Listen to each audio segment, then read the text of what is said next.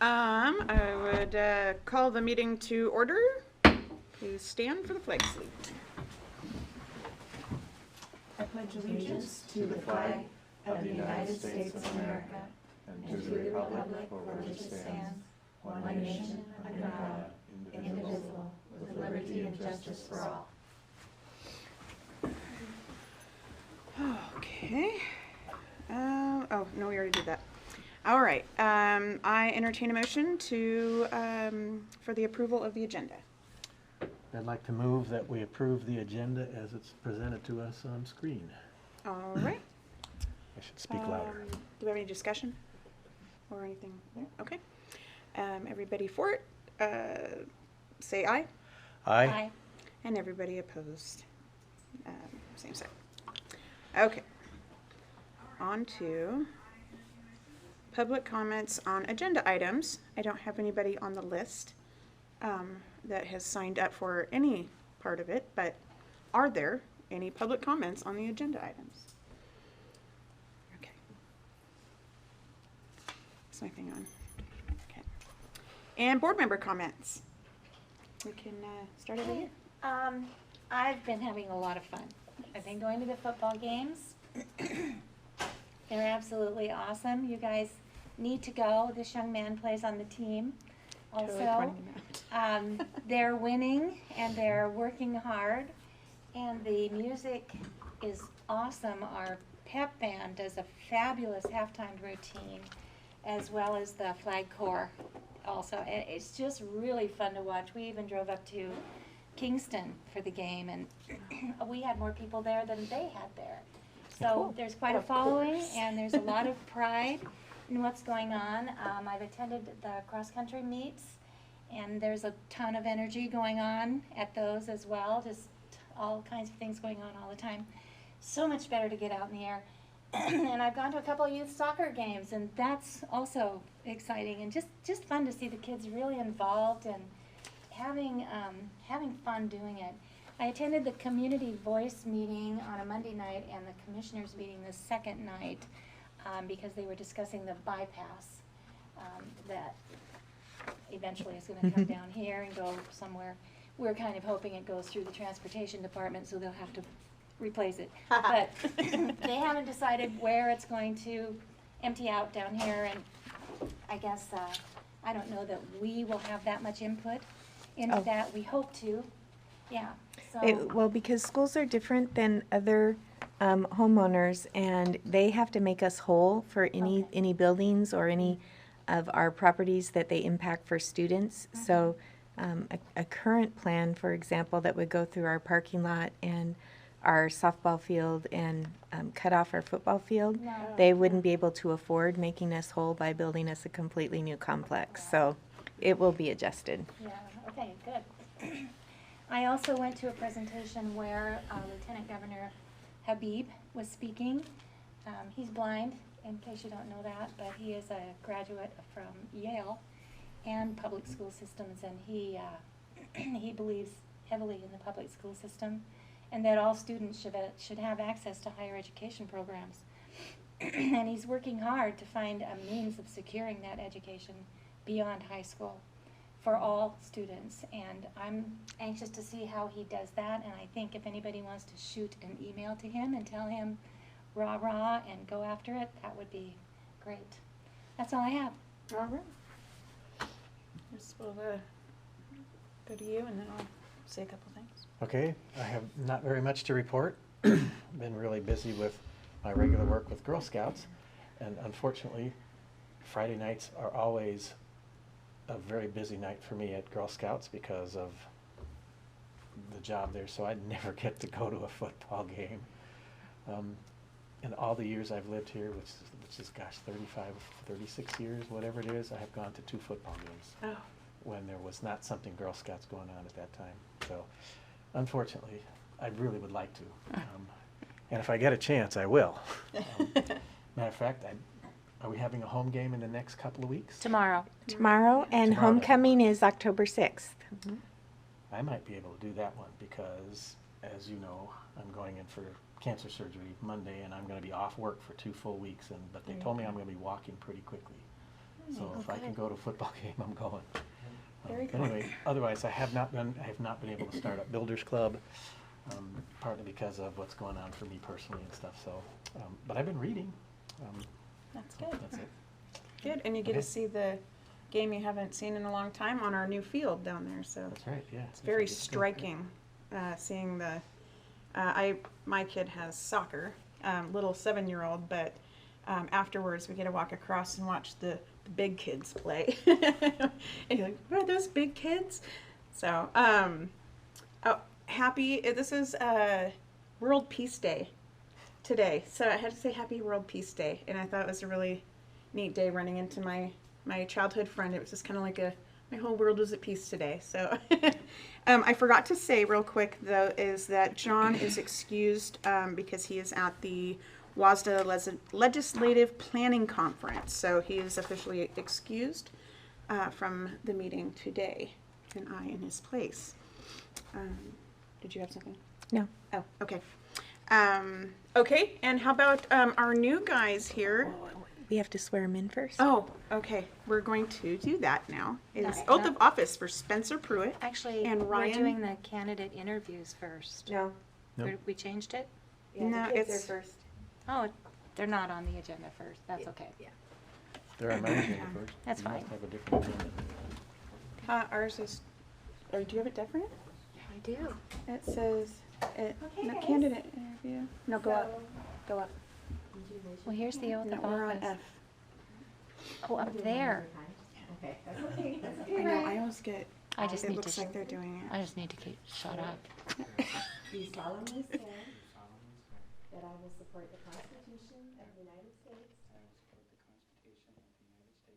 and the Constitution and laws of the state of Washington, and the Constitution and laws of the state of Washington, and that I will faithfully and impartially and I will faithfully and impartially perform and discharge the duties perform and discharge the duties of the office of student board member, of the office of student board member, North Mason School District Board of Directors, North Mason School District Board of Directors, according to law, according to law, to the best of my ability. to the best of my ability.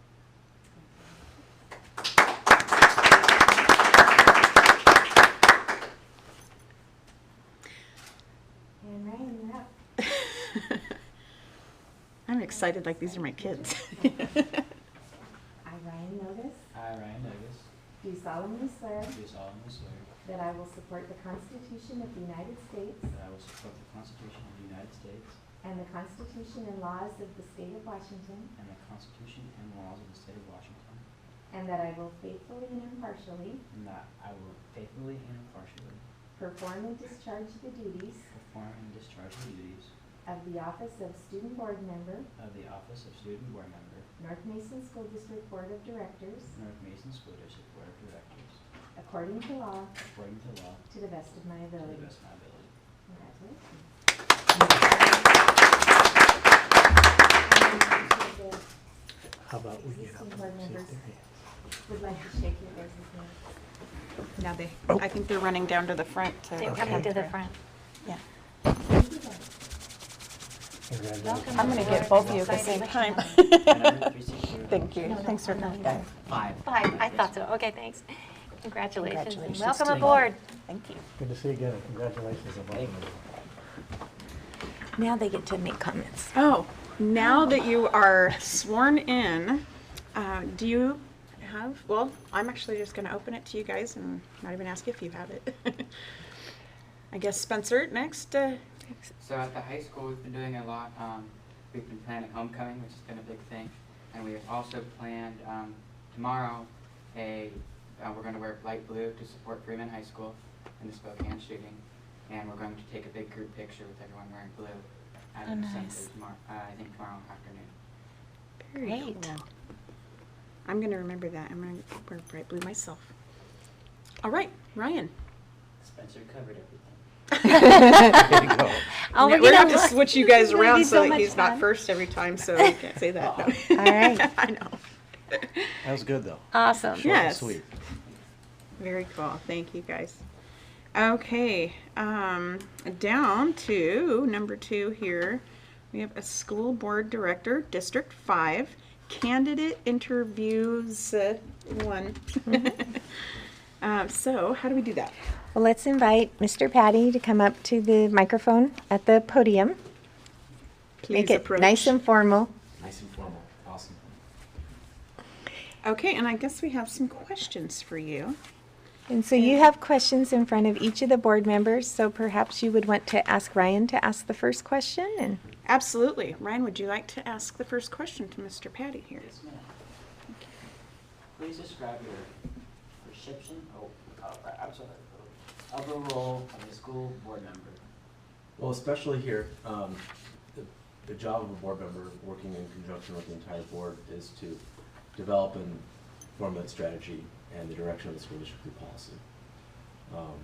Obviously to represent the citizens of this district who ultimately pay the bill for what we have in front of us, as well as take an active role in kind of our community. There's numerous organizations that are all somewhat relevant to our mission here within the public school system.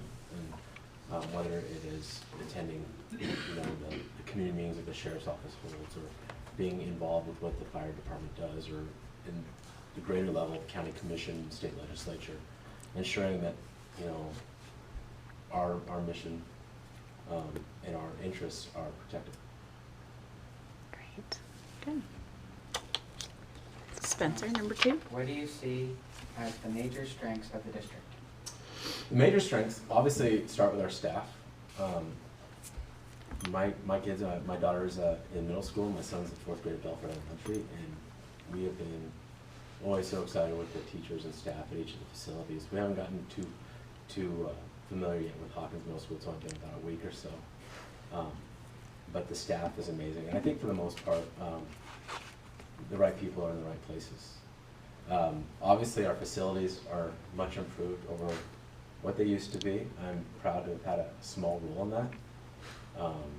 So that's always nice to see. There's work to be done there. Obviously, with our elementary schools are going to need some attention here, probably in the not so distant future. So I think those are the 2 big things I can think of off the top of my head. I love that modesty, some small part you played in.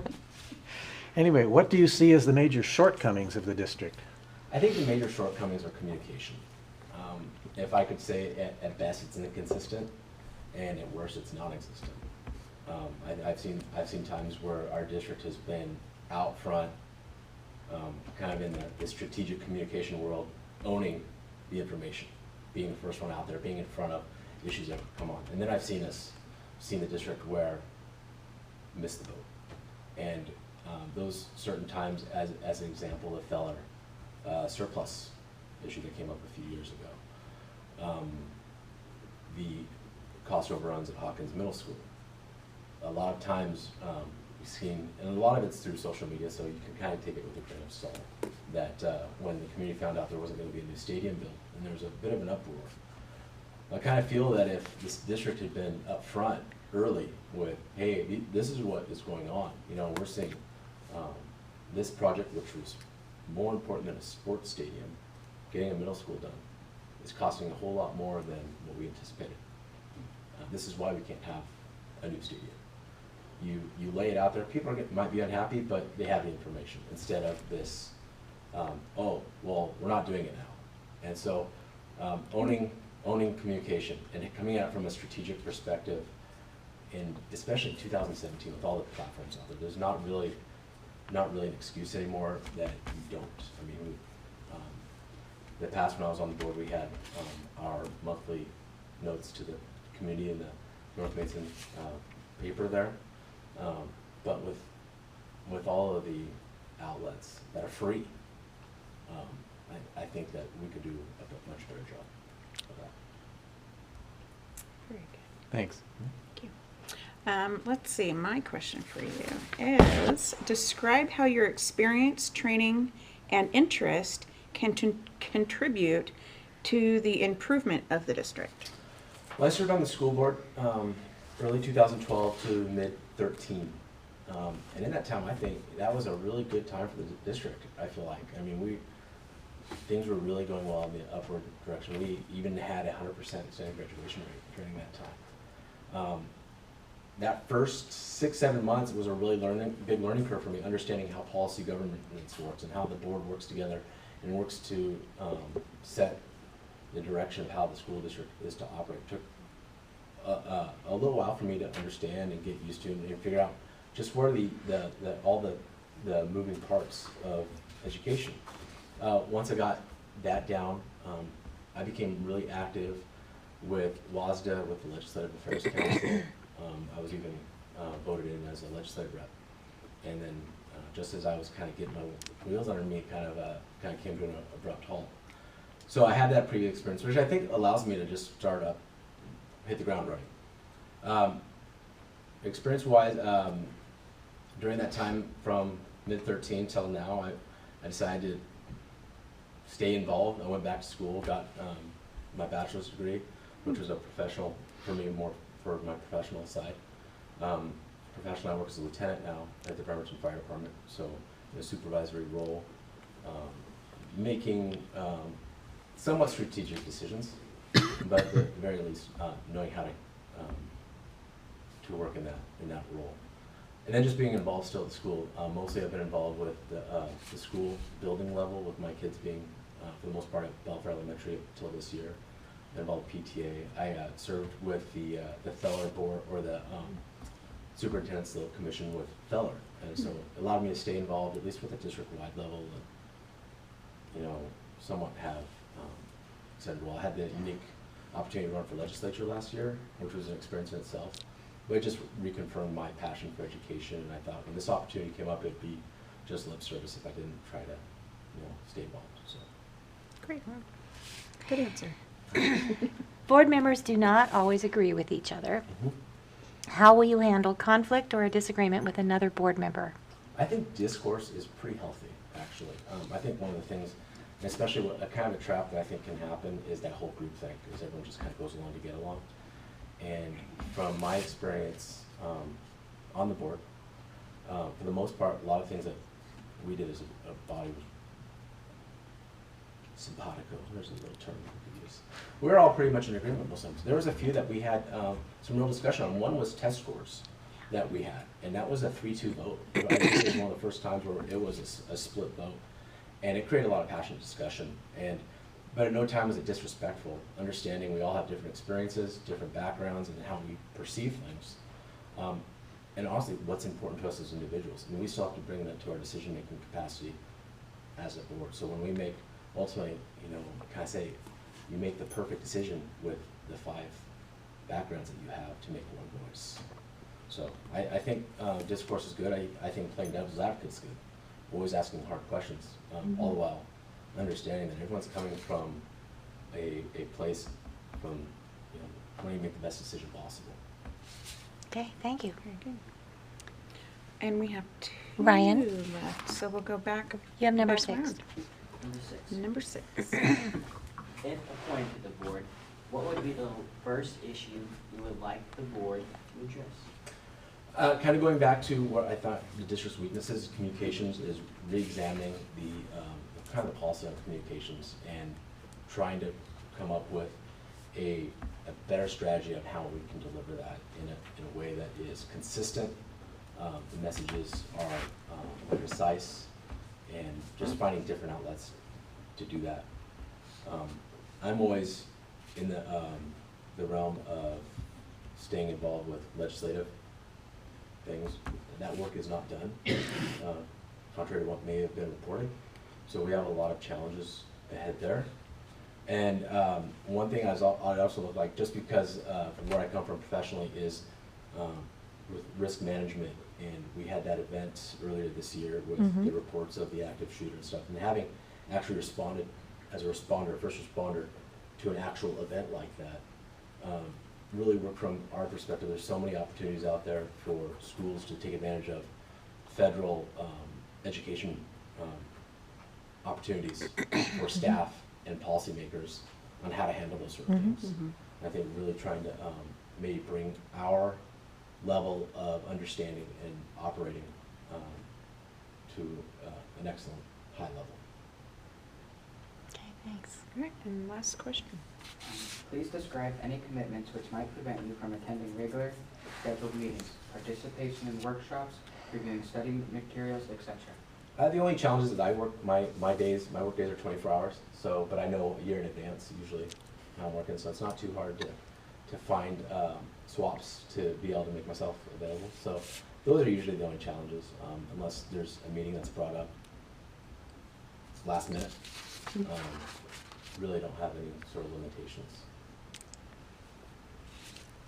I always like to ask, or I think it was asked of me when I came, was what are your hobbies? What's that? What are your hobbies? My hobbies? Well, I'm getting ready to run a half marathon next month. So fitness is a big one. My wife and I both participate in triathlons, and so that's takes a lot of time just in the training aspect of it. But we, a lot of our hobbies are watching our kids' athletics. Yeah. My daughter does gymnastics, and that's 16 hours a week. Yeah. And my son is in soccer, which is 6 hours a week. So my hobby is driving Highway 3 between Allen and Silverdale several times a week. Wow. So yeah. Good. Very cool. Nice. All right. Well, I think that we have to go talk about you. Awesome. So we're going to adjourn to executive session for no more than, is it 30 minutes? Yeah. Okay, no more than 30 minutes.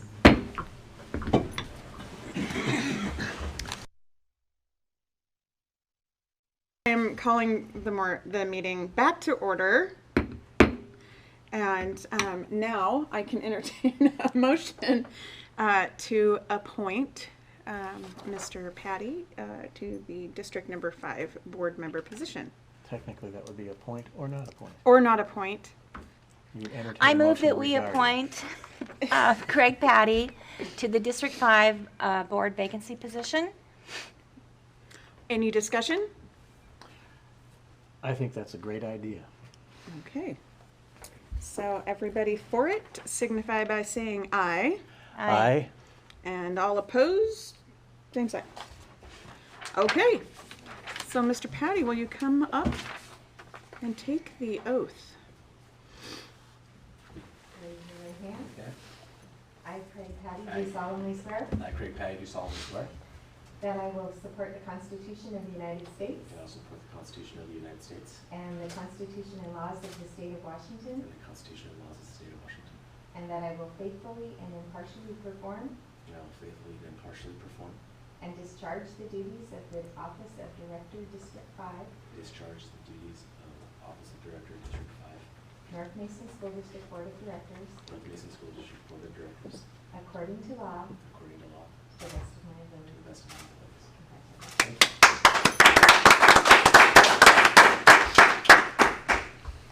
And we have a seat and a computer Awesome. waiting for We you. do. Come on up. Is that his seat over there? Too? Yeah. Yep. All right. Well, welcome, Mr. Patty, to the board. Thank you. Very happy to Good have you back. here. Thank we are you. whole again. I was the last appointed and elected one, so now I'm not the newbie anymore.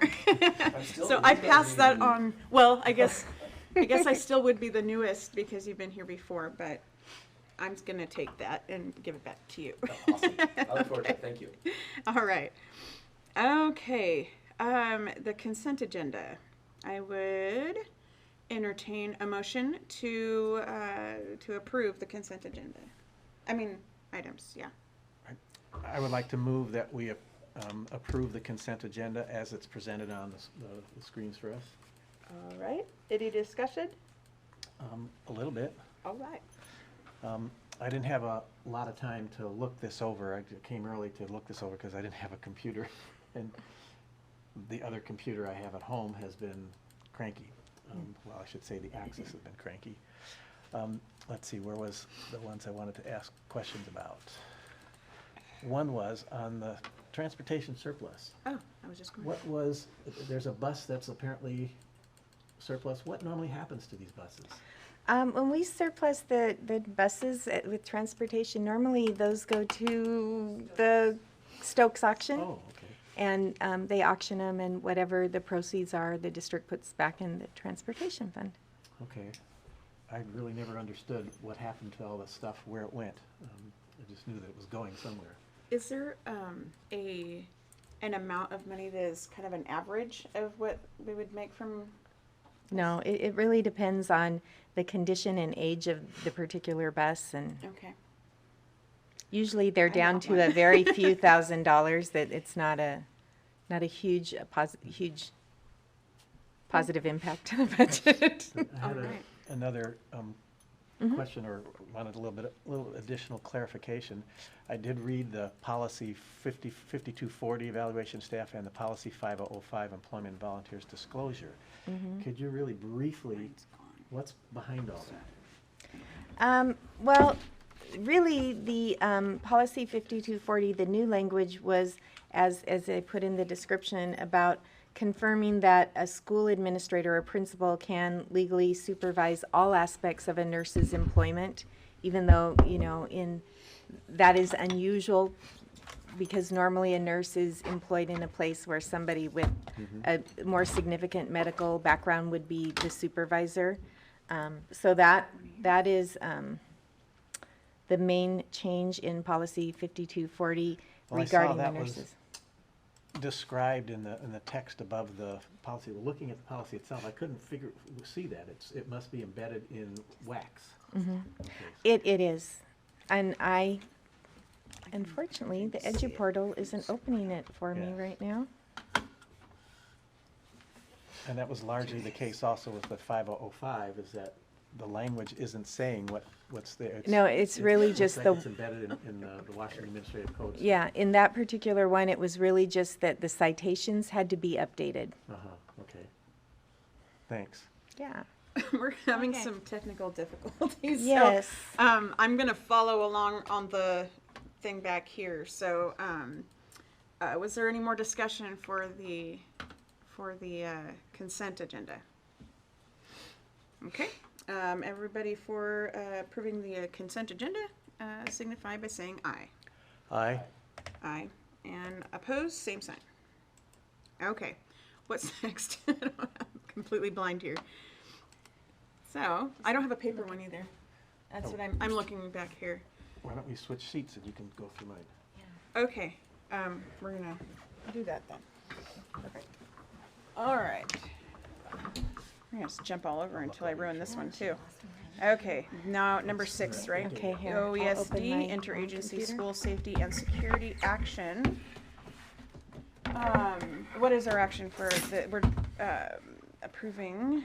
You need to resolution. consider and approve this plan. This is, if you'll remember, the disaster mitigation plan we put together. We're working with FEMA. FEMA came and did an evaluation of our sites and presented a report that you had over the summer and or last spring actually, and then provided a plan for how to mitigate the potential impact of natural disasters on any of our buildings or sites. And so that's what this document is. That outlines how we might respond. It also puts us in a really good place in case of a natural disaster. You have to have a plan with FEMA in order to apply for FEMA funds.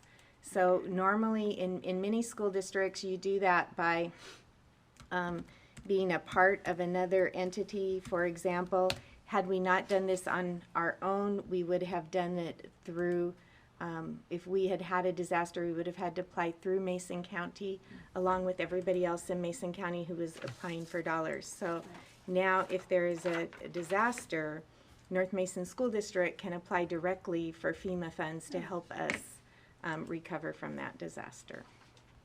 Okay, so first I will entertain a motion to adopt resolution 15G17. I so move. Okay, any discussion about that? Okay, so everybody for that, signify by saying aye. Aye. Okay, all opposed, same sign. Okay, and then we'll move down to 7, the disaster mitigation plan. Oh, was I talking about the wrong thing? No, that's fine.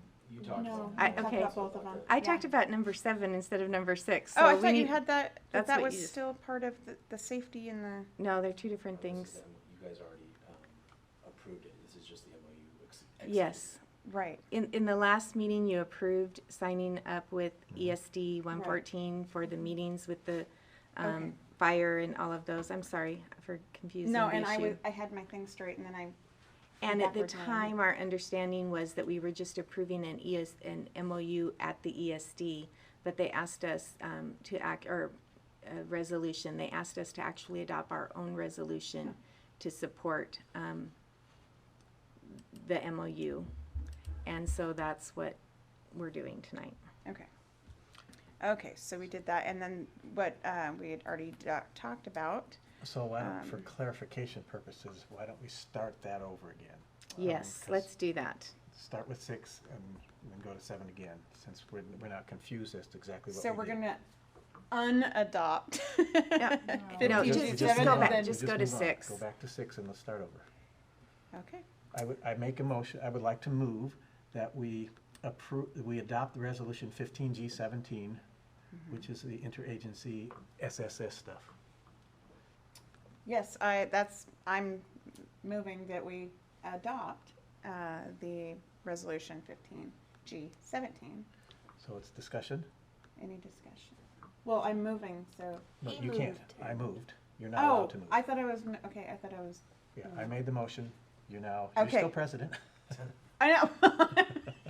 Okay, well, I'm sorry for creating so much. That's No, all right. you're okay, and you're okay, and we had a question real quick. What's an MOU? Memorandum of Understanding. Okay, so. We have a motion, so it's time for discussion, and the motion is item number 6, which is resolution 15G17. The motion is to approve that. Right, and was there any discussion? No. Okay, well, everybody for it signify by saying aye, Aye. and everybody opposed, same sign. So for the audience, let me just clarify since I did mess that up.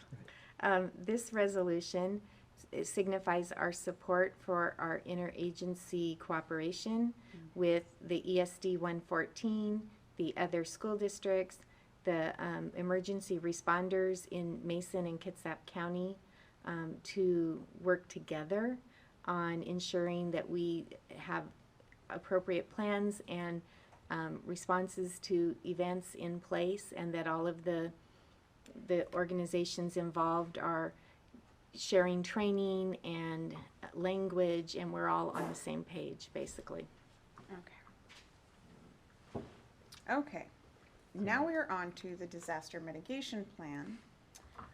And I would entertain a motion to adopt by approving resolution 14G17. So moved. Okay, any discussion? This is one of those that I was talking about when you guys were interviewing me. Mhm. I read that plan. It's 160 some odd pages. It's pretty well in depth. That's one of those things I'd like the district to really seriously look at, whether it's National Emergency Management Institute or something like that. And they offer classes here too. They bring them here to get keep people into those, to understand roles and responsibilities and things like that. I think that's really important. I agree. One of the things we have done recently is we have we're not required, but we have required all of our school administrators to take the Homeland Security ICOS test, the level 100 and 700, Yeah, I it's think. 107. Yeah. So all of our principals and district office personnel have taken those classes and have the certificates. And also, we are now, as a result of some of this work, meeting regularly with fire and sheriff's office. We just had another meeting yesterday, actually. And they, fire department, fire groups together are working to bring a national presenter, like you're talking about, that does some of that more in-depth training with fire personnel and other emergency safety personnel to come do a condensed version of some of that additional training with our school staff in the next few months. So we're really excited about that and think it will help us be on top of our game. So, I have a quick comment. Yep. Scott Black, he's the one that originally presented this disaster mitigation plan to you guys months ago. He sent me a little memo stating that this plan, once adopted, we will be required to review and adjust accordingly the plan every 5 years and resubmit to FEMA in order for it to stay active. So once it's approved, it will be in place for 5 years. Since the language is already there, the only part that we're really going to need to be updating is the inventory IPOS sections, and then resubmit for approval again. Very good. Okay. All right, so we are at, Call you for the already question. have- So, what? Call for the question, which means time to vote. Yes. So everybody, for that, for approval, signify by saying aye. Aye. And all opposed, same sign. Okay, and we are on to the board development and linkage superintendent update. right, and we'll start with Ashley with the monthly budget status report. So,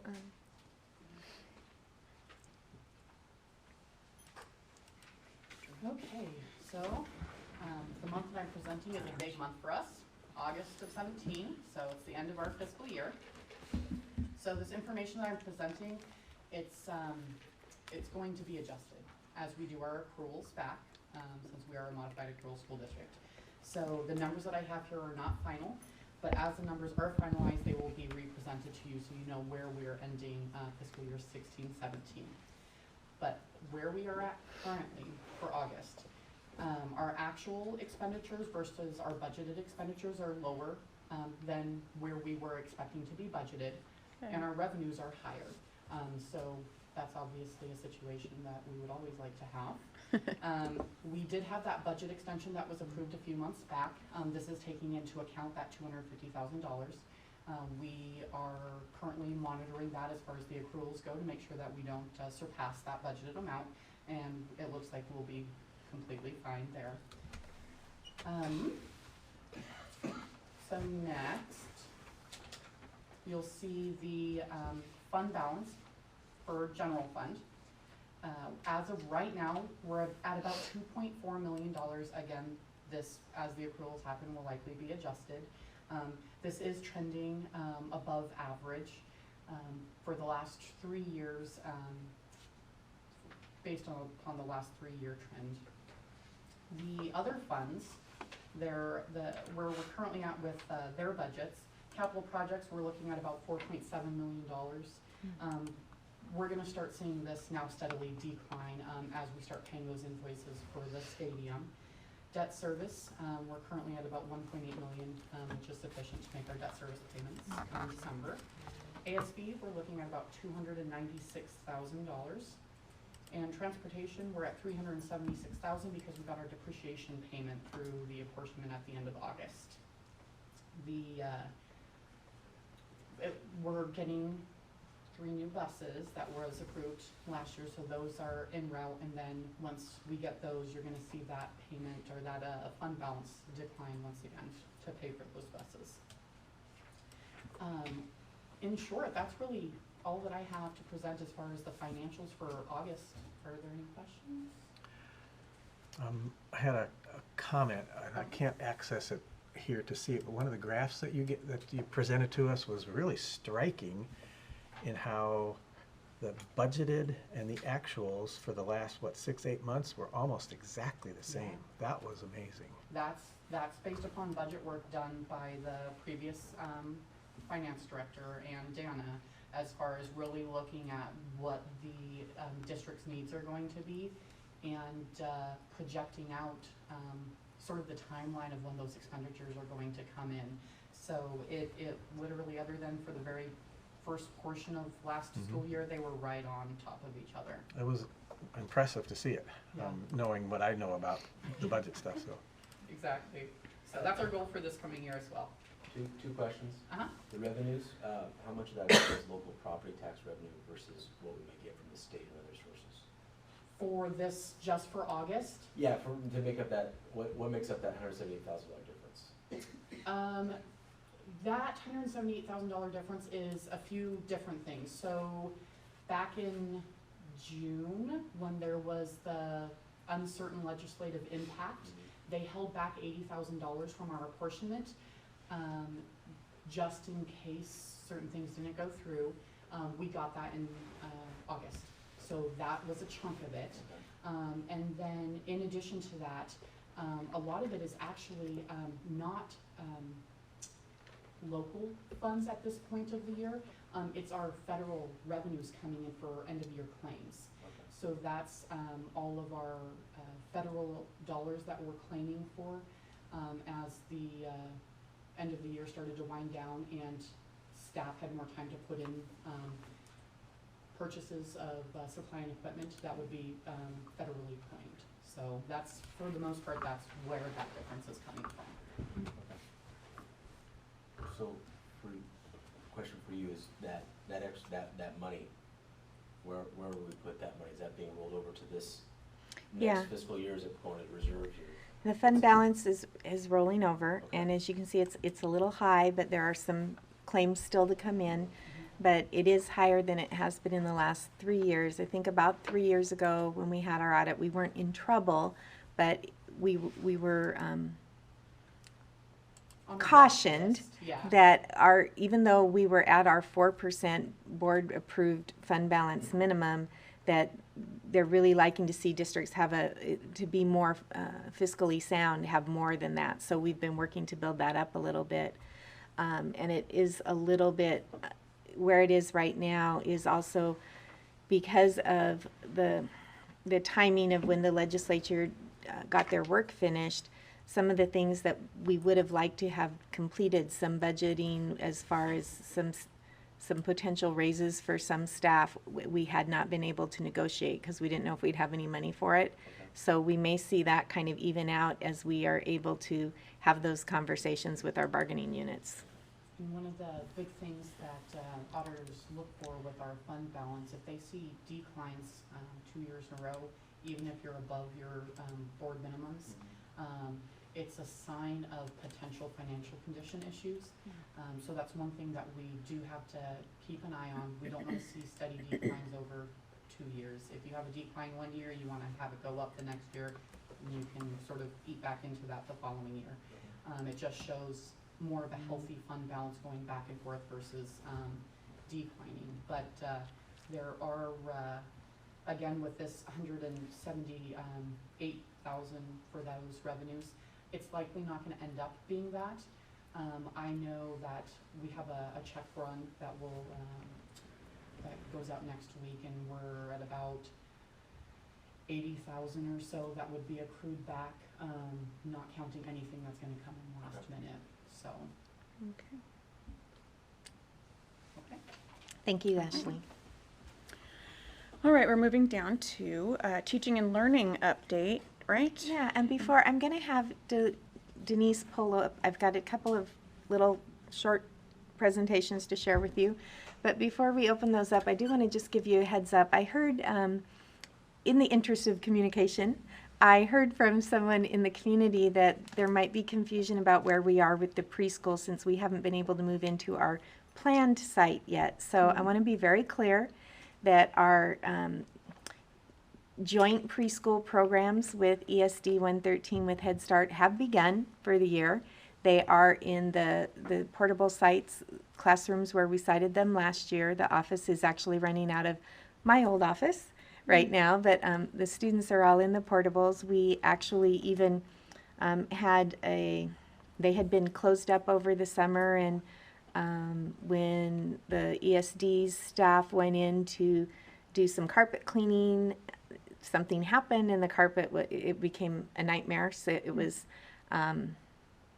it kind of almost disintegrated with the cleaning, and there was a real strong chemical smell, a concern, so we had to clean it all up. So they have brand new, really pretty carpet in there too. So they're ready to go. They have, all the programs have started. Our teachers are partnering and working together.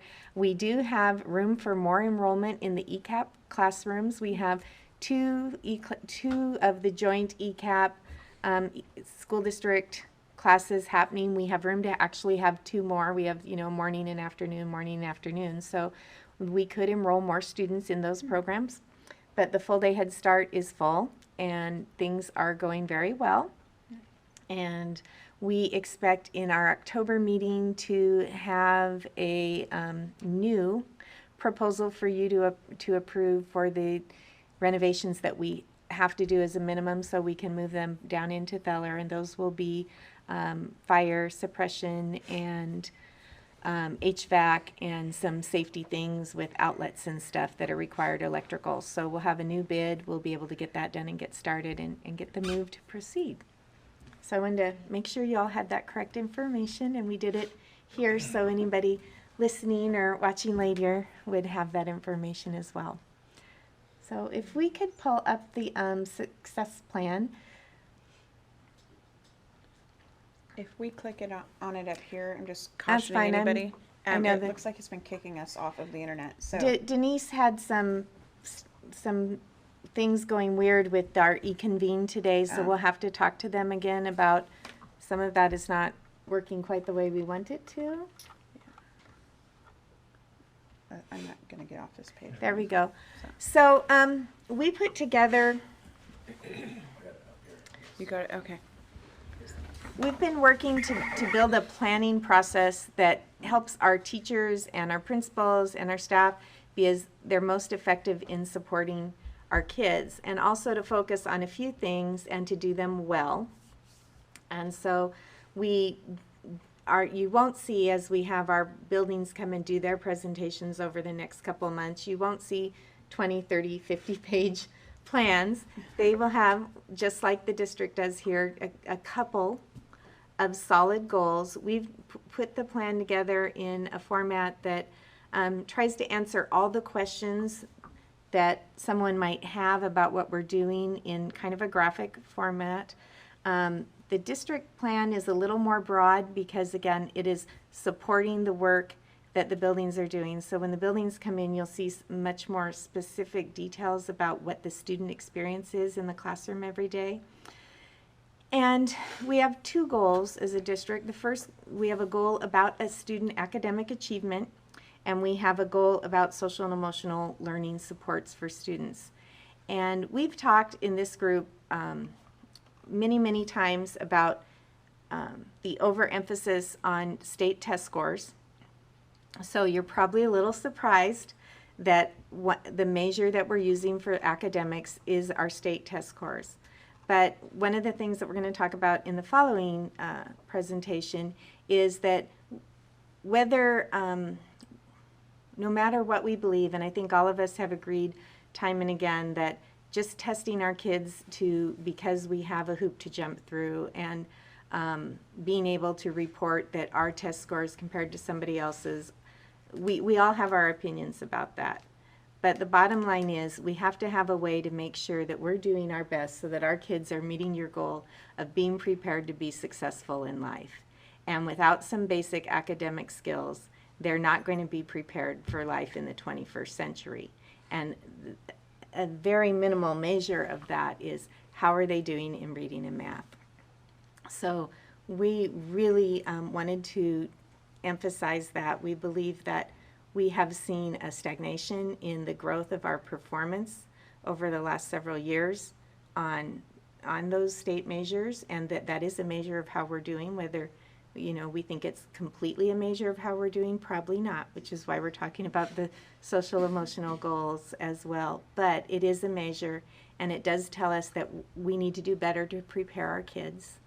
So you will see a goal. We do believe that our teachers and our students are as good as anybody else, and that they can do at least as well as anybody else, and we actually think much better. So with the supports that we're providing with training and new materials and other opportunities for staff and students to learn and grow together, we believe it's important to focus on those academic skills as measured by state tests.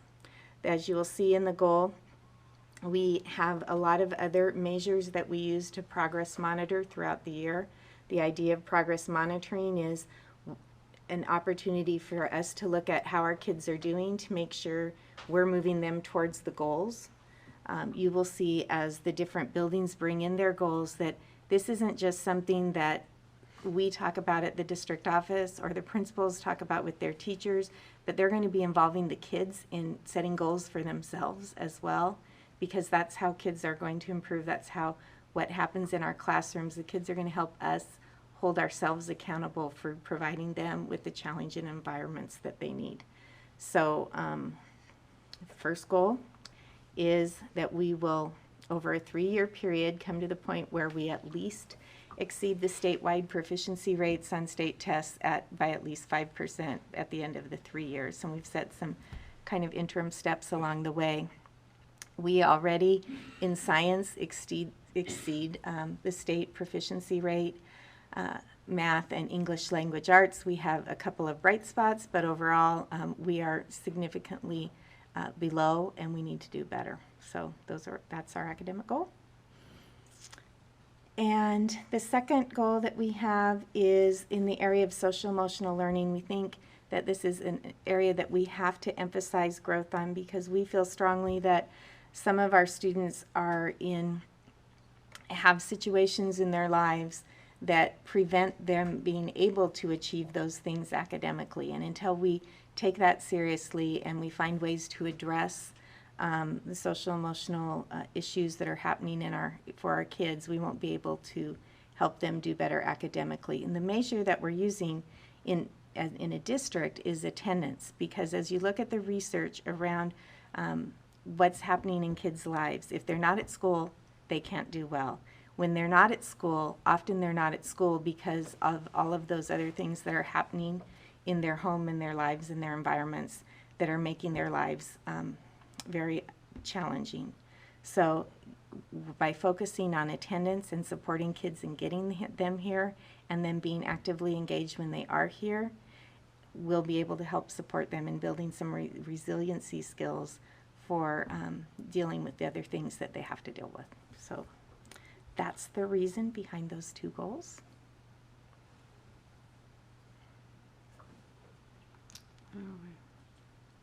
One of the things we've also included, so you'll see there are blocks. So we talked about who's going to be monitoring, what evidence we're using, what are the actions and activities that the particular group will be involved. So then we have the state turnaround principles that are posted in the room. Which turnaround principles did we address with this goal? And what we expect the staff will learn as well as the students, because these goals are written based on the student learning experience, but we expect that the staff will learn and improve by addressing the goals as well. And then any other resources that might be needed to help us get to where we need to go. Our goals, again, as a district are broader. The buildings address some things extremely specifically, and I think, for example, when you see the elementary presentation next month, right, Dan? Yes. You'll see really strong examples of how they've done that. So. Very cool. Okay. So, what Any are we on? questions? A few years ago, and it was the last time I was on the board, one of the big pushes, and I'm sure it's probably changed, was that college and career ready. It was identified by 10th grade, I believe, which begged the question, what's the point of the last 2 years of high school? I never understood how they measured that, but kind of going along with, what you talked about, are we preparing kids for the 21st century and all that stuff? How do we measure that afterwards? Is there an identified way to even measure that effectiveness after they leave us? Well, actually, that's a really good question. We do have some identified ways. The state has just started to create some measures that we're going to have to look at. They've published them for the first time over the last couple months and into the next couple of months. So there are things that we're looking at, like surveys that are done with students in the senior year and their first year after and the second year after, to see did they have the skills they needed to do whatever they pursued, or did they feel ready when they were seniors. So we have a little bit of data from that. It hasn't been required in the past, so really honestly our North Mason responses have been positive in the ones that we've gotten, but it hasn't been a big enough percentage of the kids. So we're working with other districts in the ESDs to figure out, we can probably make all the seniors answer questions. You know, we can probably find a way to do that. But once they're out of here, how do we get them to respond in the year after? And that, so we're working on that so we can have better data. But there is a report now that is published on OSPI that we are required to share, and we can bring that into a board meeting. Yeah, I mean, my concern is you have all these goals and these grant plans, there's a lot of things that are pushed on us, but there's no measurable. You know, it's like, what are you working towards what's the end result? Exactly. And that's part of why when we worked with the buildings, we were really clear that we wanted SMART goals that had measurable pieces, that had multiple times during the year that they were going to progress monitor, because we are going to, during our admin teams, specifically address, okay, you set this goal, Dan, for math. It's October now, where are we? Have you met the first step that you wanted to meet? Do we have some things that we need to do to support you as a district? Do other principals in the room have ideas? So we're going to use these goal setting documents as a much more living document. You know, often school districts, we set those goals and that was a really nice activity, but we're trying to make them, use them to help us hold ourselves more accountable. And the state, as part of its ESSA report, you know, the new No Child Left Behind to the feds, has included a number of measures that are different than what we've looked at before. So, for example, one of the new state reports that's available to everybody is an evaluation of 9th grade failure rates. And so when we get the high school report, they're actually focusing on 9th grade success this year. We'd like to say that instead of 9th grade failure rates. And that's an interesting one for us because, as you know, as a school on a trimester schedule, our students take 15 classes a year as opposed to 12 and on a 6-period semester schedule. So they have 3 more opportunities to succeed or fail. So how do we're trying to figure out how we say we can make a comparison when different schools around the state have different opportunities. So we're just having to look at those. We'll have to break down the state report and look at of the opportunities our kids had. Did they fail more because they had more opportunities? Did they succeed more because they had more opportunities? So it'll be a little bit different for us, but that's something that we have to now report on and look at, and that is what the high school is making a major focus of their work this year.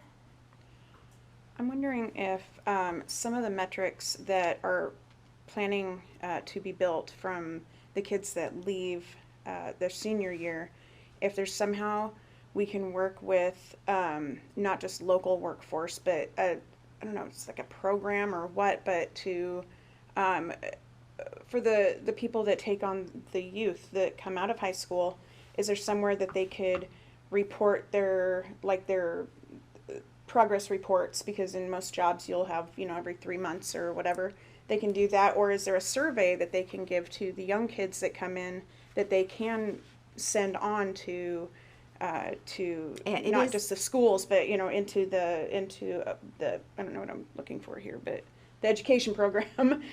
So, and then what school did you go to, you know, and then they could break that up, and then we could get our metrics a little bit. Well, they are doing a aligned survey. better. The state's doing it. We aren't doing it ourselves. Okay, yeah. So we just have to find a way to ensure that we help our seniors understand as they're leaving, that when they get that email, it would be really helpful if they take the few minutes to answer those questions. Yeah, So, that'll be interesting to see the outcome in that. yeah. Okay, so, and did we talk about the Pathways program? No, Okay, we're I moving want on to to talk that one. about, so this summer, as you probably remember, I had an opportunity to attend a symposium in Washington, D.C. about the future of work, which is obviously very important as we're trying to prepare our kids for that world. Can you pull that up? Oh, you are. And so I condensed and stole, to share with you a little bit about what I heard, I condensed and stole information from several of the presenters that we had at the symposium, because we had some nationally known researchers. We talked with the Office of that does all the forecasting and everything for employment for the federal government. And we looked at a wide variety of things because, you know, there is a lot of concern throughout the country that artificial intelligence is going to really negatively impact the opportunities for our young peoples to have any kinds of jobs, let alone the jobs that we know about. So it's kind of caught in a weird place, Denise. So one of the things that you look at, and this is from the U.S. Economic Policy Institute, but it looks at the difference between productivity, which is the amount of dollars produced in the economy, versus compensation. And you can see that for many decades that productivity and compensation kind of followed the similar slope. But as we started to enter the new technological age, and now as we move even more into the age of artificial intelligence, there's a widening gap between productivity, or the dollars that the economy generates, and the dollars that our workers earn. So that's part of the reason we had the symposium, to talk about what that means for our kids and for everybody going forward into the future.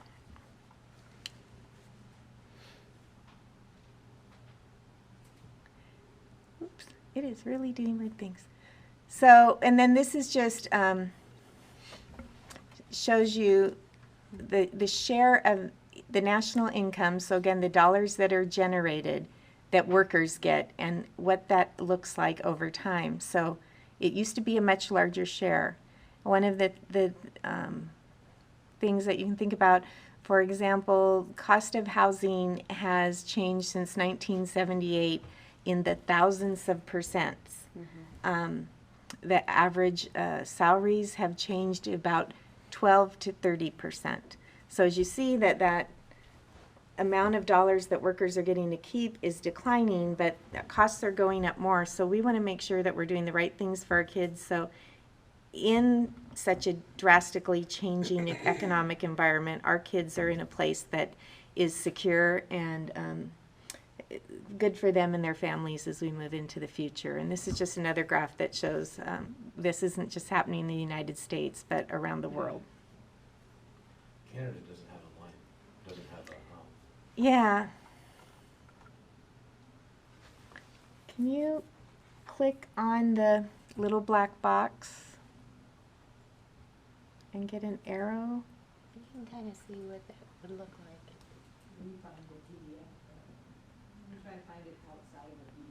Okay.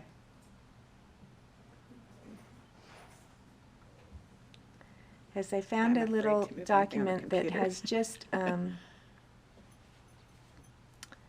couple minutes, can tell you everything I want to say with numbers very quickly and easily with some pictures. So what we looked at during the symposium was, yes, artificial intelligence is going to take a lot of the jobs that we currently know. There are jobs that you might not think. For example, a lot of the things that lawyers do, computers can do just as well, other than arguing in court. But there's a lot of other work that lawyers do that computers can do just as well. There are a lot of work that that we do expect, things like in the manufacturing that we already have robots doing and doing more and more. The places that we're going to, that robots and artificial intelligence for the time being will struggle to overtake human people are in those kinds of health and safety and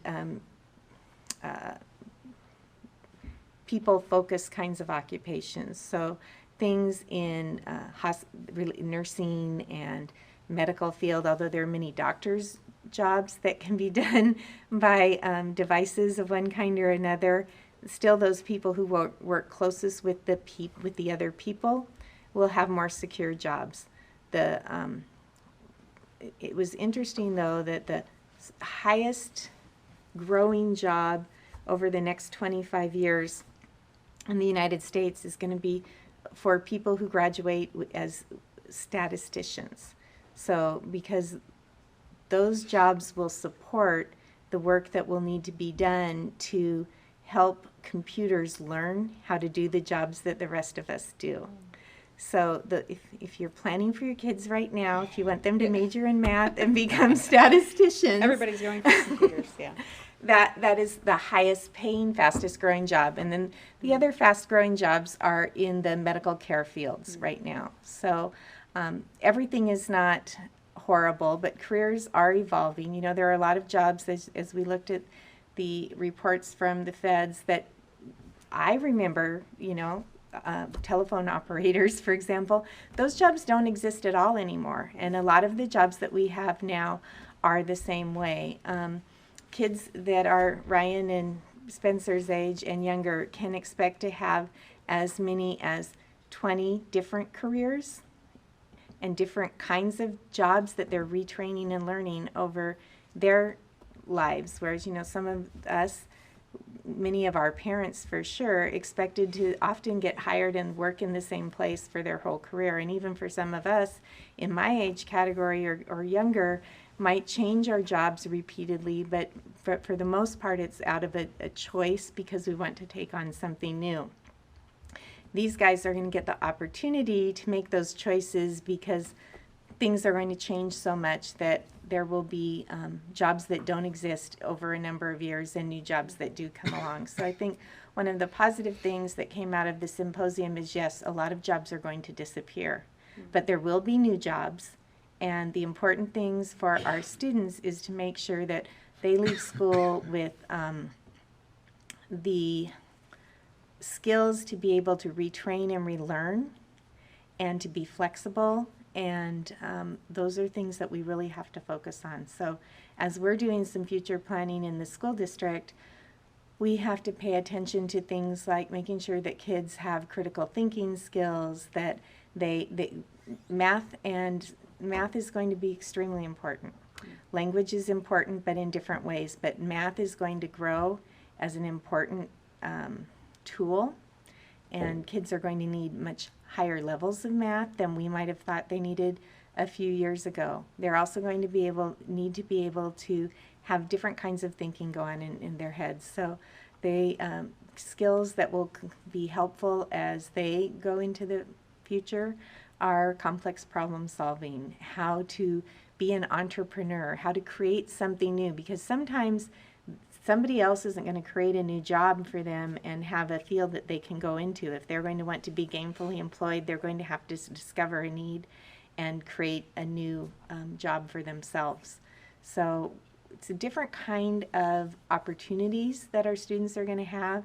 And that's why we're looking at some of the things that we've started to bring into this school, like the Project Lead the Way science classes at the elementary, middle, and high school, so that those are places where kids are learning how to do complex problem solving, how to address a problem and be creative, how to work together, how to come up with a new way to deal with something. So the focus and the way that classrooms look is going to have to change really drastically, and not so necessarily in the architecture and the way that we used to talk about architecture being the building and the place that we're sitting in, but more about in the architecture of what is happening in that room, and how is it structured for the kids to be able to inquire and create and develop new thoughts and new ideas.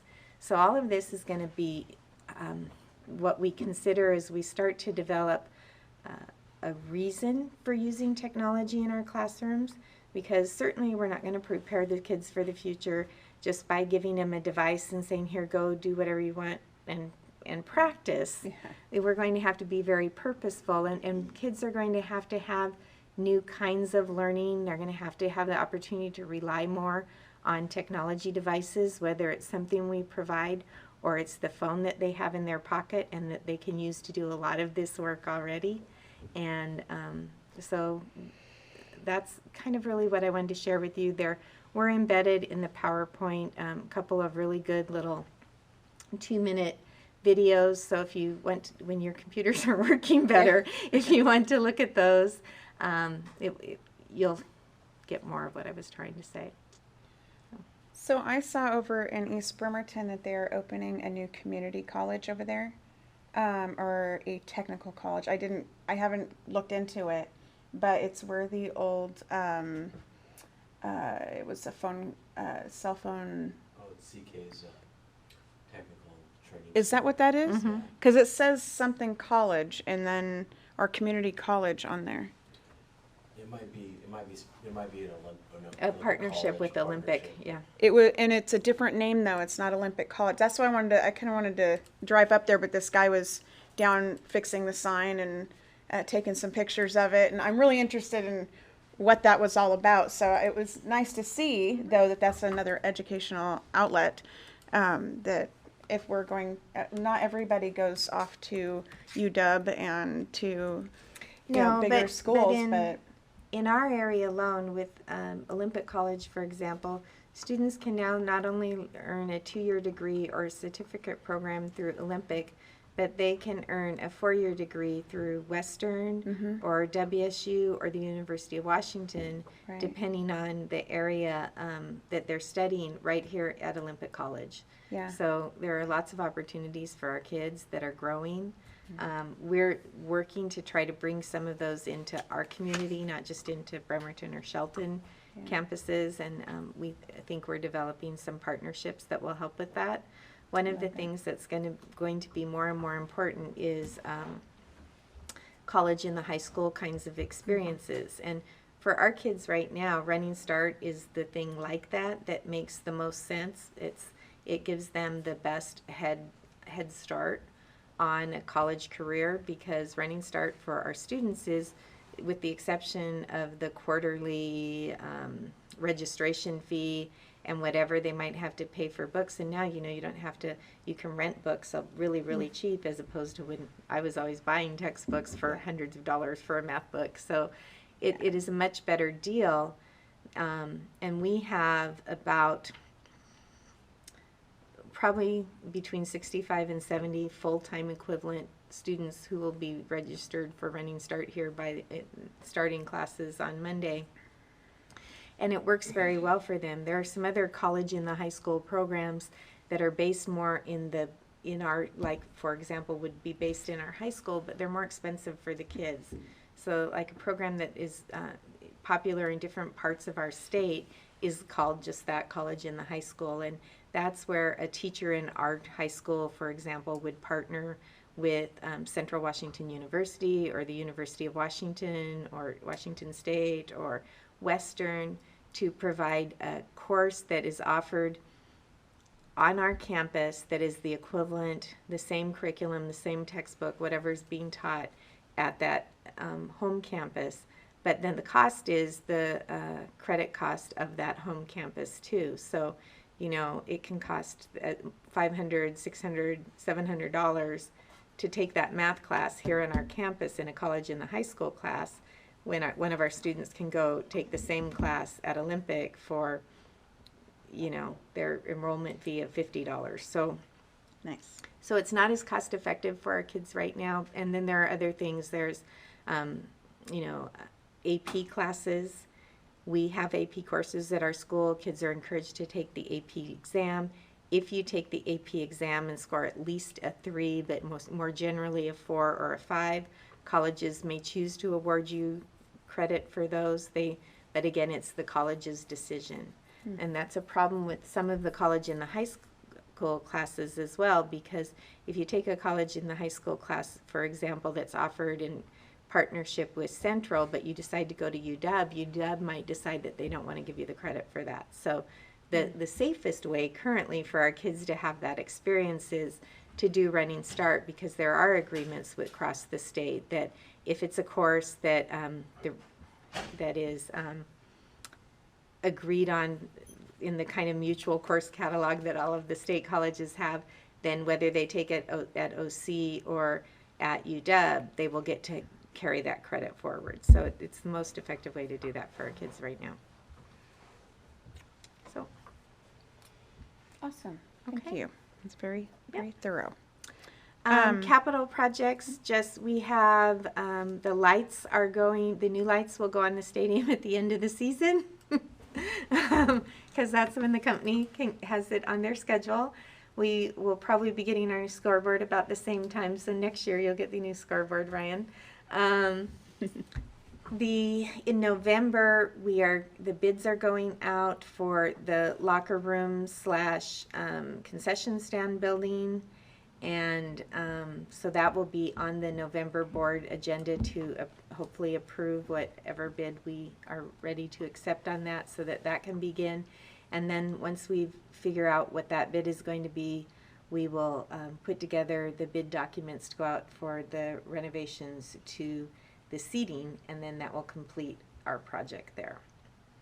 So we are getting closer to having completed all of the punch list things on the middle school, and then we'll be completed with all of that, which included the parking lot and everything else. So our projects are going very well. Enrollment, we have really good things to report. Our projections were for about, without the Running Start kids, we projected about 2077. With Running Start projected at only 50 kids, we projected enrollment at 2127. Our current enrollment is 2112 without Running Start kids, and right now we're thinking that that'll be about 65. So we're about 34 students above the enrollment that we projected. Significantly, though, we projected 452 at Belfair, and we're sitting at 478. We projected 465 at Sand Hill, and we're right on. Nice. 467 at Hawkins, and we're at 469, so we're pretty close. Okay. And we projected 630 at the high school, and we're at 648. So we are up. We added as projections came in and as numbers started rolling in, we added an additional, a fifth kindergarten class at each elementary school right before school started, and an additional math teacher at Hawkins, and so to help with class sizes there. And we've done a lot of transition with math teachers at Hawkins, so most of our math teachers are new to us, or they were here but they've moved, and they are people with a very strong, significant math background. So we expect to see some positive growth there for our kids and stronger opportunities for learning. And that's the enrollment picture right now. When we have a more complete enrollment picture next month, because we will have not just the October 1st counts, but we will also have the official Running Start counts. So we projected Running Start at about 50 students, but in my understanding in talking with the high school right now is our FTE is actually looking more like about 74, 75 full-time equivalent students who are taking part in Running Start, so our numbers will be a little bit higher. So it's positive. We're moving upwards. There are some significant building projects starting in the community that will most likely mean that we'll have some very, very strong growth over the next couple of years. So not only will we be needing to talk about improvements to our existing schools, but we may begin to have to talk about additional schools over the next few years. So I think that could be very exciting for our community and our school district. I think that's very exciting. All right, so we are on to community linkage planning and message. You Yeah. the Did I miss Pathways some? program. Oh. You asked me about before. Oh, I really Going backwards. specifically, this is just something to make you aware of. This is really exciting and new. So what we're going to do here is we're going to have an opportunity for our students who, because occasionally we do have students who have involvement with drugs. So instead of getting just suspended and out of school for a very long period of time, because it tends to be that has to be the response legally, we can have something else happen for kids, and then we can change that. So with our Pathways program, students will either be disciplined for drug and alcohol and related offenses. They can complete the program. Generally, they're suspended for up to 20 days, or they may choose the Pathways program, where they will continue to receive academic support They will do half day, if, like, for example, if they're at high school, middle school, half day in their building, and then they will do a half day with our drug and alcohol counselor in the afternoons over at Taylor. They will do drug screening. They'll have a full drug and alcohol assessment, and they will have to agree to follow the recommendations that come out of that assessment, whether it's follow-up support of any kind. Student and the guardians have to attend a meeting and agree to be a part of this process, but by doing that, it's only 3 days that they're out of the regular instruction program, and so they're missing less school, and the chances for them to have a more positive outcome are much stronger. Joni Cagwin developed this plan for us, and we're really glad that she's working with us full-time now and able to help us develop ways to support our kids staying in school and turning around the decisions that they're making that are not always the most positive. That is such a positive thing to hear. That in the past, that people always want to know what we can do to change Belfair, and how do we clean things up? Well, it starts when they're young, and we don't really have a lot of places for our youth that are kind of older to go hang out. So hitting it like this is a really positive way to get them, so they're not just leaving school because they've been kicked out or whatever, that they have a positive way to come back and stay on track. That's very, very, very great. Why the discrepancy between days of suspension between the drug-related offenses versus tobacco-related? It's a WAC. It's an RCW.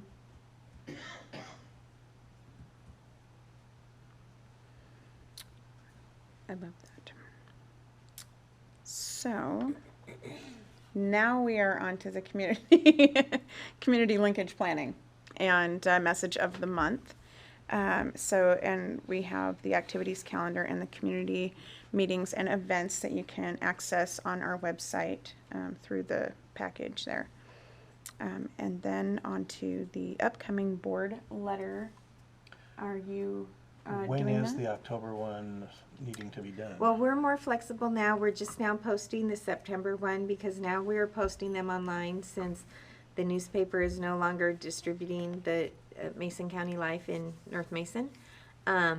So we're posting the letters online, and then our newsletter will be, our first of our newsletters that we agreed to do for the whole community will be coming out in about 2 weeks. So with the first set. So if you're up next, if you could get it by the 10th, that would be good for us. And then the next, so does it flip-flop? Does every single one go online, or does... All of them are going online. Okay, and then And none of them go into the newsletter? The one that's the most, like Laura's that she just wrote, will be in the newsletter that gets mailed out because it's getting ready. It's at the printer right now. Okay. Okay. Okay. Are there All any, right. is there a particular topic that would be good to focus on? I have one Well, in mind myself, but. If you have one, that's a great idea. I think one thing that might be really interesting is we do have a lot of work being done in our buildings right now around social emotional learning and meeting the needs of some of our kids who are struggling the most. There's some counselors and teachers doing some work on mindfulness and teaching some skills for self-regulation and being ready and organized and prepared. So some of those might be really interesting for people to read about. Okay. And so November is Mr. Patty here has one due. Right in. Is Jump right in there there. anything that we can? I don't know if you're already like, hey, I'm all ready for that, or is there something we can? If you need anything, or what Well, we can. we can talk. Mr. Patty probably has some ideas, or Yeah. Yeah. Well, I'm saying that Well- this is like the support group. Like if you need ideas, or my thing is sometimes sometimes I'm like, well, I don't know, I don't have all the details and whatever, but like Laura was really helpful on mine the last time, and so the board is good, but and I will always call Dana and I have to take this really quick because it's an emergency. Well, it's like that, that Schools We Need, I think is a great letter to send out. Okay. About that, you know, it's just the evolution of the public schools, why it even started to where it's going today, you know, where it's gonna be the next generation. Okay. That's what I would. That would be I really choose. cool. You get to choose what you want to write. So any help we can give you with research or anything you need? Okay. Okay. All right. Okay, let's move on to assurance of organizational performance and policy review. Yeah. The first one was the monitoring, Monitoring ER6 report. facilities. And have you all had an opportunity to read that Mhm. monitoring report? We'd entertain a motion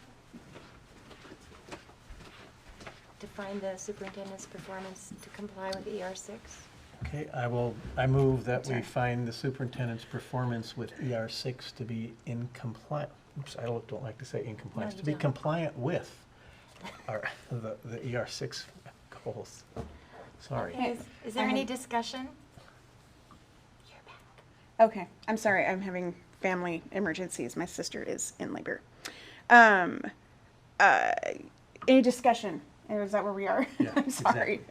Okay, any discussion for that, ER6? I'd just like to say that I'm excited that we're going to convene a facilities advisory committee to develop an updated 20-year plan, now that we've pretty much come to a Kind of done a lot closure. of the big things. Yeah, and also we do need to discuss grade configuration rather than boundary adjustment.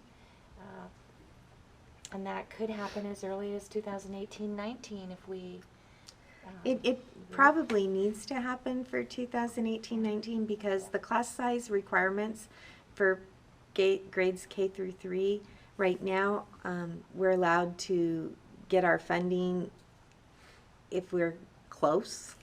We get to keep our funding. There are no penalties this year for not being below the 17-1, which is the new requirement for high poverty schools. But as of next year, we won't get all of our money if we're not below 17-1 in all of the classes. So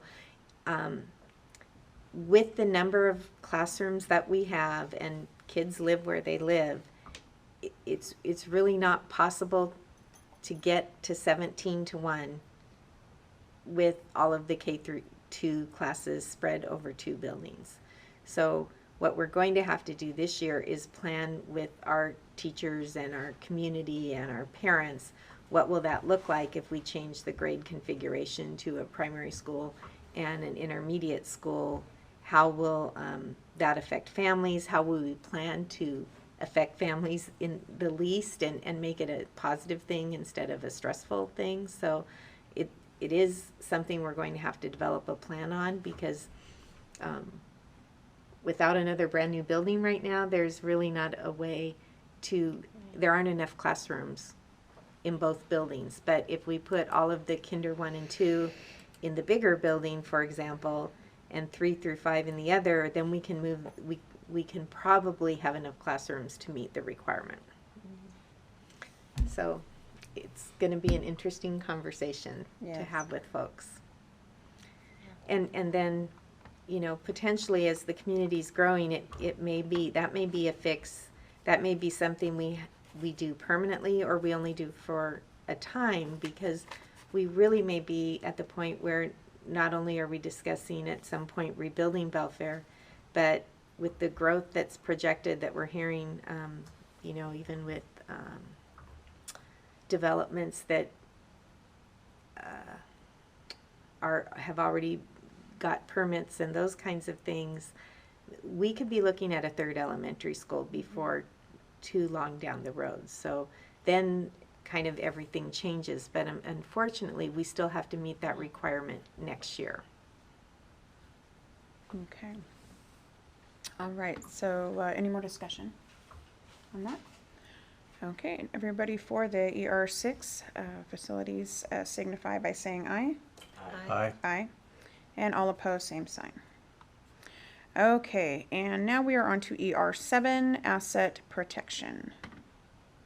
I will entertain a motion to approve ER7. I move that we find the superintendent's performance to comply with ER7. Any discussion? Is there any, update, I mean, the last time that policy was updated is 2012. Is there anything that, and I'm in no real position to make a recommendation, is there anything in there that's glowing that may need to be updated with regards to that 5-year gap with new buildings, modernizations that have taken place, and now the equipment that we have within those buildings? Yeah, one of the things that we're doing this year that I'll be reporting on next year that will be much better is we're building some ability to use some electronic tools to help us do that better and more efficiently. So we we keep most of our records electronically now. I mean, there are things we still have to keep paper on because the law says we have to keep paper even though we have it electronically and it's easier to access that way. But also the preventive maintenance stuff, we're really doing that all electronically. So as Joan has taken over supporting Mark with that in facilities, we're using the School Dude tool now to develop our long-term and short-term maintenance plan and to help us track all of our devices and other things that we have to keep inventory of so that we can have a better, tighter hold on it. So it's in flux, but I think we'll be much stronger in knowing where we are with those things and being able to adjust more quickly in the future as we move through this year. Okay. And in terms of the revisions, those typically occurred when there was a revision to the law Okay. that the RCW that governed the school district facilities such as budgets and acquisition of property, et cetera. But we have changed a couple of the other this past year, and in fact next month I think I'm bringing one to you to look at potentially too, that there's been a change that This one? no, a different Yeah, one. a different policy, right? Yeah. Okay, any more discussion on that? Okay, for everybody for that, signify by saying aye. Aye. All opposed, same sign. Okay, and policy review, ER 1, 3, and 4. Did we have any other things we wanted to say about that? I think those were done the last time. I don't, but Craig may have some questions about those. We usually put the ones that we like, the next one, our next meeting will have a policy review down below about ER 6 and 7, right? That's usually how we do it, we move it down. Mm-hmm. So if anything came up while, No, after we had passed. My only concern with that is that I would hate to see a gap, and it's just been my personal experience, when you get a gap between when a policy's been revised, a significant gap, Mhm. it set you for problems, and instead of making quicker adjustments as you can. That's my only concern, is just make sure we're staying up, because I know that policies are pretty good. If we allow those to lapse too long, I think it just creates a lot of problems. Right, well, just as a reminder, from our policy governance system, we do this every year on every policy. Right. And so Well, we've but looked what I'm at it saying, 5 though, different is- times since 2012, but we have not decided to make any changes to the policy, but we've made her answer to us every five And we times. do sometimes during this Right. process, we'll decide that something doesn't feel up to date and we'll change it Yeah. and then, And maybe it's as simple as housekeeping and saying reviewed Right. this date instead of being, Right, and updated. this would be a great time, since That's a that, good discussion. oh, that's a good Yeah. idea. Yeah, that's great. for next month, we're gonna be asked, it'll be in our policy review, the ER7 asset protection. Okay.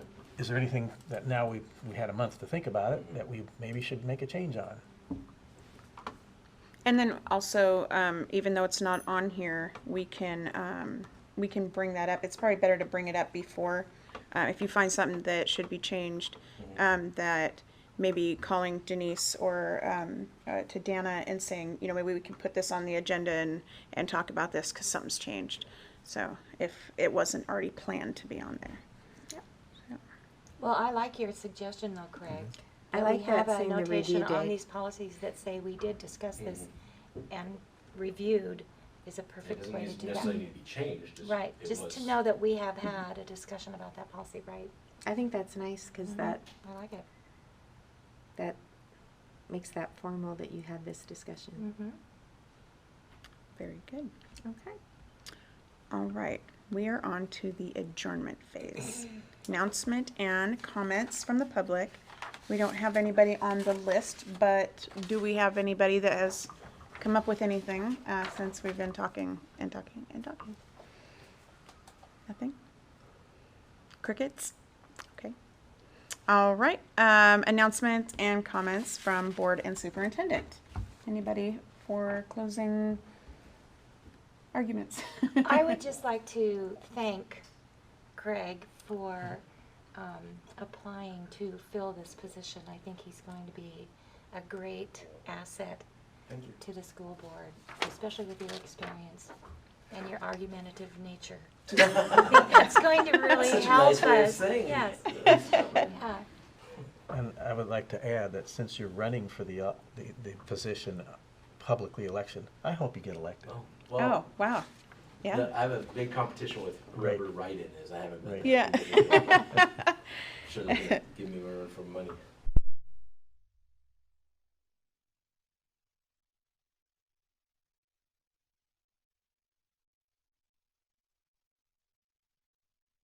No, sorry. And way to step up immediately and just jump right in. So that was awesome. And welcome to Ryan and Spencer. Thank you for coming, and I'm excited. We had 2 girls the last time. Did we? We had Aiden and I forgot who's It's been a on. while back. Okay, so yeah, just flip flopped here a little bit, and I'm excited. So. So I would like to encourage, ask questions, Mhm. and don't be embarrassed to ask questions. When you speak, boy, do we want to listen. 'Cause And we if don't you- get enough from students directly otherwise. That's right. They can't be worse questions than mine. No, that's true. We don't get to talk to the kids as much as you guys do, obviously. So that's really where we want to hear it from, is who it's really affecting. So very cool. And also, when you ask a question such as, I don't understand that, that gives us a chance to try to figure out what we're saying better, and helps us among our own deliberations. And if you don't understand something, also, you're not alone. 100%, you're probably not alone. So us explaining it better helps other people too. All right, so anybody else? Anybody? Okay. Board assessment of the meeting. Mr. Director Whiteman Right. will do our Yeah, oh, assessment. I should have said right, because I get that, my name is confused with Reitman and Whiteman, and it's Yeah. Whiteman. So I- correct, thank you. Yeah, I did. I had to correct myself there. Sorry. You were right, and I was, oh, never mind. Yeah, Um, get on with Okay, it. board self-assessment. This is a process that we do every time. Mhm. It's a standard form that we fill out, and also we have different ways of maybe presenting this, and I always feel like I'm the worst at doing this, but I'm gonna give my try. Some of our board members are really good, and I'm riveted when I listen to them do this. In any case, I'm gonna be rating the board's meeting behavior as satisfactory or not satisfactory on a whole bunch of criteria. Was our agenda well planned? I think it was, so I'm gonna say satisfactory. Did we follow the agenda? Mostly. I think we got sidetracked a little bit, but I'm gonna still say satisfactory. Were we prepared for and contributed, or did we prepare for and contribute to the meeting? And I think everybody did, so satisfactory. Did it proceed without interruptions or distractions? Well, we had a couple. However, on the whole, I would say satisfactory. It wasn't, any of the distractions weren't really awful or anything like that. We have new people. What's that? We have new people. Well, We have there's to that. explain yeah. things. Are the board's deliberations and decision-making processes public? We made a few decisions, and everybody here watched us, so they're public. Satisfactory. Was participation balanced? I don't think anybody dominated, so I'll say satisfactory. Did members listen attentively, avoiding side conversations? Well, you know, I think there were a couple of side conversations at certain times early in the meeting that we forgot, so I'm going to say, just because I'm going to say not satisfactory, even though it wasn't very much, but I did notice a few. And we really are supposed to not do that. Okay, work was conducted in an atmosphere of trust and openness, and I think that is the case. Meeting participants treated each other with respect and courtesy, and I believe that was the case also. Next, governance principles review. Some of this will apply, some won't, and this is going to be yeses or nos. Did the board actions occur at the policy level rather than at the operational level? And that's tricky in that, remember, it's did board actions occur. It's not whether we discussed something or not. And I would say that our actions, which were votes, were at the policy level, yes. Do we review policy about each topic before discussing that issue? Most of the time. So yes. In writing additional policies, we didn't do any of that today, so I'm going to skip that one. Do we minimize time spent monitoring past performance? Well, yeah, we do. We don't spend a lot of time on the past stuff. We did a little bit more today because we were covering some stuff with Craig and whatever, but I'm going to say yes. Do we routinely dedicate time to review and improving our process? This is it. Yes. Do we clarify priorities, values when considering potential outcomes, beneficiaries, and costs of outcomes? That's a mouthful. Any thoughts, comments? I'm going to leave that one blank right now. The board follows an annual calendar based on a plan for doing its work. We sure do. Our agenda and all these policies that we review are on an annual calendar. Does the board chair help the board efficiently conduct its meeting? Did you? I hope so. Great, yes, thanks. The board spends most of its time deliberating issues, defining and clarifying its vision, and linking with its community as opposed to fixing things. You know, we really don't spend much time fixing things, which is a good thing, so I'll say yes. And by fixing things, that's the whole point of that is micromanaging we don't want to get into. And finally, the board supports the superintendent in any reasonable interpretation of its policies. And I'm going to say yes. I know that Dana here is looking at me as she's telling me these things about the state assessment levels and stuff because she knows that I have some issues with some of that. But see, I support the superintendent, a reasonable interpretation of the policy, as do we all. Okay, so overall, I'm going to rate satisfactory. Any comments? Anybody have anything they want to say? I'm going to say welcome to 3 new members. Very good. And that's it. All right. So our next board meeting date will be on October 19th, 2017 at 6:30 right here in this room. And I will adjourn the meeting. I didn't have my, there you go. All right. Thank you for coming, you guys.